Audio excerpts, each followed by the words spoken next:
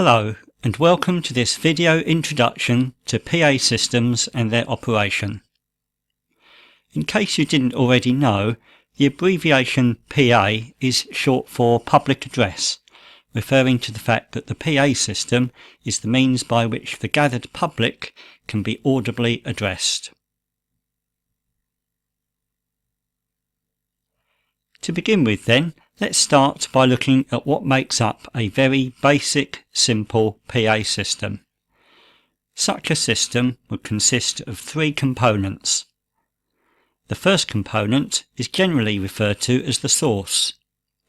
In this case, it's a microphone picking up the sound waves from someone's voice or from an acoustic instrument. The microphone converts the sound waves into a small electrical signal. This small electrical signal passes down a cable to the second component, the amplifier.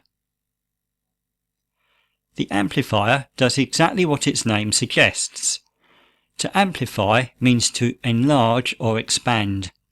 So in this context, the amplifier enlarges the size of the small electrical signal from the microphone and feeds it out as a much larger electrical signal of sufficient power to drive the third and final component, the loudspeaker. The loudspeaker converts the large electrical signal from the amplifier into a sound wave. If the system is doing its job properly, then the sound wave produced by the loudspeaker should be significantly louder than the original sound wave which was picked up by the microphone. So that's our basic PA system with its three components. Before we leave it and move on though, there are 3 points worth mentioning. Firstly, you'll notice that the loudspeaker is positioned away from the microphone and is also pointing away from the microphone. This is to reduce the likelihood of what we call feedback occurring. Feedback is bad. It occurs when the sound waves from the loudspeaker get picked up by the microphone and get re-amplified by the amplifier. The result is a horrible, loud, humming, howling or whining noise.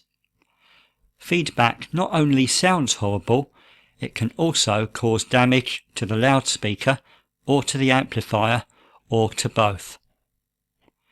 As suggested just now, the risk of feedback occurring can be reduced by ensuring that the microphone and loudspeaker are not too close to one another, and by also ensuring that the loudspeaker is not pointing towards the microphone. Another way of reducing the risk of feedback is by careful control of sound volume, which brings me to my second point. If you look at the diagram of our basic PA system, you will notice that it has no volume control. In a system like this, it is almost certain that the amplifier would have a volume control knob. Furthermore, it is also quite probable that the amplifier and loudspeaker would be combined into a single cabinet, forming what is commonly referred to as a combo, but may also be called an active speaker. My final point for this section is a note about different types of source. The basic system I've shown here has as its source a microphone picking up sound waves. However, the source could just as easily have been an electric instrument, a CD player, MP3 player, or some other such device. So, what do we do if we want to use a microphone and an instrument, or several microphones, or any other combination of multiple sources? Well, in part 2, we'll be looking at how we modify our system to cope with more than one source.